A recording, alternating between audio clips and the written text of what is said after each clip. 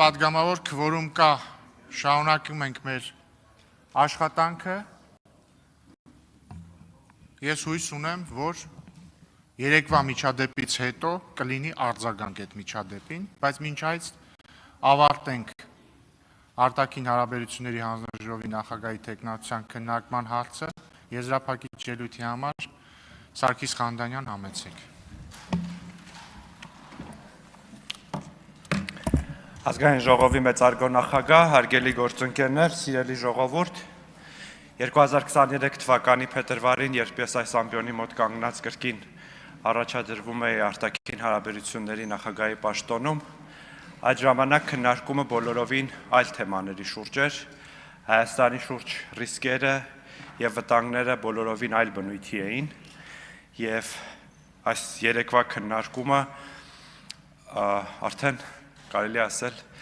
մեր առաջնահերթությունների տեխնիկական դետալների վերաբերյալ էր, խաղաղության գործընթացի դետալների վերաբերյալ էր, ինչը լավ նորություն է, եւ այս 3 տարիների ընթացքում մենք կարողացել ենք անել ահռելի աշխատանք, որպեսզի հասնենք մի այնպիսի հանգրվանի, երբ լավատեսությունն ավելի առարկայական է եւ գործընթացներն ավելի արագ առաջ են գնում։ Գործընկերներս իհարկե երեք անդրադարձան մի շարք հարցերի, բայց ես եւս կուզեմ մի քանի թեմաների անդրադառնալ երեկվա քննարկման շրջանակներում։ Շատ խոսվեց թրիփի մասին եւ ես երեք հարցու պատասխանի ընթացքում մի քանի անգամ այս միտքը ասեցի, ուզում եմ եւս մեկ անգամ կրկնել, որ թրիփը ենթակառուցվածքային նախագիծ է եւ թրիփը տարածք չէ։ Երեկվա քննարկման եւ հատկապես Հայաստան դաշինքի կողմից հնչած հարցերի կոնտեքստն այնպիսին էր, որ թրիփը Լաչինի միջանցքի նման մի բան է, բայց դա այդպես չէ եւ դա վկայում են այն բոլոր փաստաթղթերը, որոնք մինչեւ օրս հրապարակվել են թրիփի վերաբերյալ եւ նաեւ համաձայնագիրը, որը խորհրդարանը կքննարկի։ Թրիփը նաեւ սուվերեն ռազմաբազա չէ։ Երեք այստեղ երկրների անուններ հնչեցին, որտեղ Միացյալ Նահանգները ունի ռազմաբազա եւ վերջին պատերազմի ընթացքում թիրախներ են դարձել։ Ընդհանրապես թրիփում որևէ այլ պետության անվտանգային ներկայություն չի լինելու, ինչպես համաձայնագիրն է փաստում, անվտանգային ողջ գործառույթը վերապահված է Հայաստանի Հանրապետությանը եւ Հայաստանի Հանրապետության համապատասխան մարմիններին։ Հարգելի գործընկերներ, ինձ թվում է մենք մի քիչ շտապեցինք ողջունելու ուժեղ Հայաստան խմբակցության ղեկավարի հայտարարությունը թրիփի վերաբերյալ։ Երեկվա մեկնաբանություններից պարզ դարձավ, որ ընկալումը բոլորովին այնպիսին չէ, ինչպես ի սկզբանե ներկայացվել էր, եւ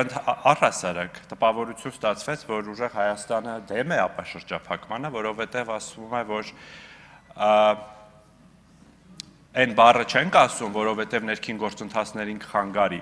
բայց նաև կարծում ենք պիտի ճանապարհի տարբերակով էլ չլիներ։ Եթե ճանապարհները Հայաստանի չբացվեն, հարևանների եւ ավելի լայն տարածաշրջանի համար, ապա շրջափակում պարզապես տեղի չի ունենա։ Նաև, եթե չեմ սխալվում, Քրիստինե Վարդանյանն էր, ասում էր ապաշրջափակում չկա կամ չի լինելու, ես ուզում եմ, եթե չգիտեք, բայց վստահ եմ գիտեք, նորություն հայտնեմ, ապաշրջափակման գործընթացը արդեն իսկ սկսվել է, ոչ բավարար ծավալով բնականաբար, եւ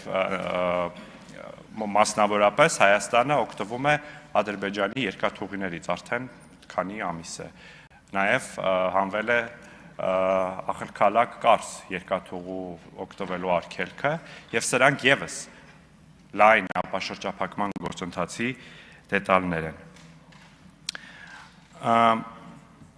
Երեք նաև շատ խոսվեց Հայոց ցեղասպանության ճանաչման գործընթացի վերաբերյալ եւ այդ հարցի արտաքին քաղաքականության օրակարգում ներառելու հարցի վերաբերյալ ես կրկին ուզում եմ վերահաստատել, որ Հայոց ցեղասպանության հարցը Հայաստանի Հանրապետության արտաքին քաղաքական օրակարգում չկա, որպես առաջնահերթություն եւ չպետք է լինի։ Եվ միտք հնչեց, որ մենք դեմ ենք, որ այլ պետությունները ճանաչեն Հայոց ցեղասպան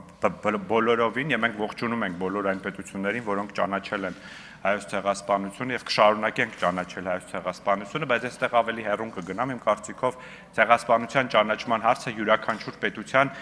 ներքին օրակարգի հարց է, թե որքանով է այդ պետությունը հավատարի միջազգային հումանիտար իրավունքին եւ սկզբունքներին եւ որքանով է իր արժեքներով նպաստում այդ գործընթացին, իսկ Հայաստանի Հանրապետությունը ընդհանրապես ցեղասպանությունների կանխարգելման պայքարում հարցում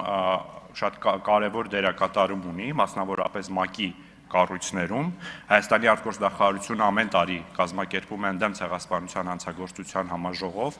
եւ այս հարցում Հայաստանը միջազգային ջանքերի ակտիվ մասնակից է։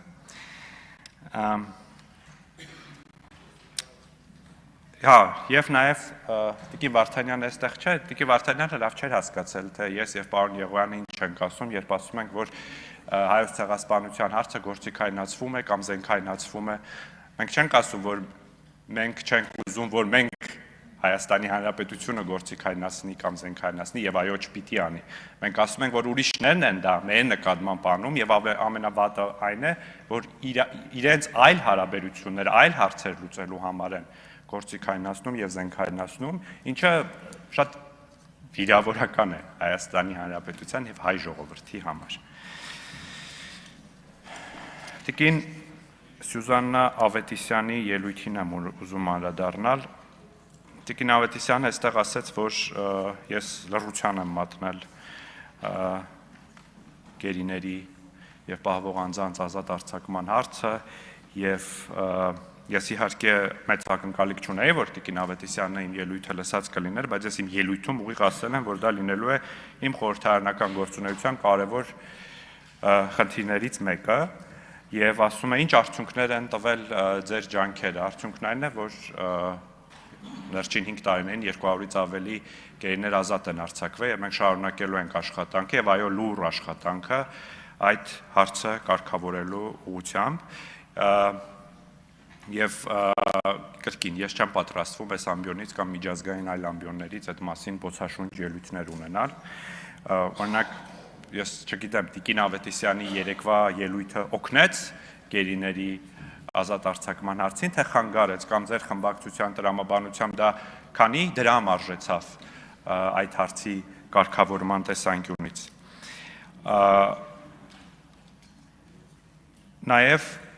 Տիկին Ավետիսյանից մեղադրում էր, որ ես չեմ բարձրաձայնել Ադրբեջանում այն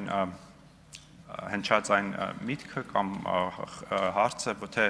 այն հիմնադրամում, որտեղ որ ես աշխատել եմ, համարել են տերորիստական կազմակերպություն եւ ես դրա վերաբերյալ ոչինչ չեմ արել, բայց դա մեր գործելակերպը չէ, դա ձեր գործելակերպն է, երբ Ադրբեջանում հնչած ցանկացած աբսուրդ միտք դուք դարձնում եք ներքին քաղաքական օրակարգի հարց, դուք ավելին դա դարձնում եք նախընտրական քարոզարշավի գլխավոր թեմա, AI-ով վիդեոներ եք սարքում, երրաֆաս հոսանքը միացնում եք ու ահապեկում եք Հայաստանի քաղաքացիներին։ Մենք դրանով չենք զբաղվելու, մենք մեր գործունեության մեջ ելնում ենք լեգիտիմությունից, ելնում ենք բանակցություններից, պայմանավորվածություններից, համաձայնեցված փաստաթղթերից եւ այդպես ենք առաջ շարժվում։ Հարգելի գործընկերներ, ուզում եմ շնորհակալություն հայտնել քննարկման համար, ուզում եմ իմ գործընկերներին շնորհակալություն հայտնել նաև լավ խոսքերի համար։ Ես կրկին ուզում եմ վերահաստատել, որ իմ գործունեության մեջ առաջնորդվելու եմ Հայաստանի պետական շահերի, անկախության եւ ինքնիշխանության պաշտպանության սկզբունքներով եւ բոլորիս, այդ թվում եւ արտաքին հարաբերությունների մշտական հանձնաժողովի բոլոր ապագա անդամներին մեր աշխատանքում հաջողություն եմ մաղթում։ Շնորհակալ եմ։ Շնորհակալություն, հարցի քննարկումն ավարտվեց, կարող եք զբաղեցնել ձեր տեղը։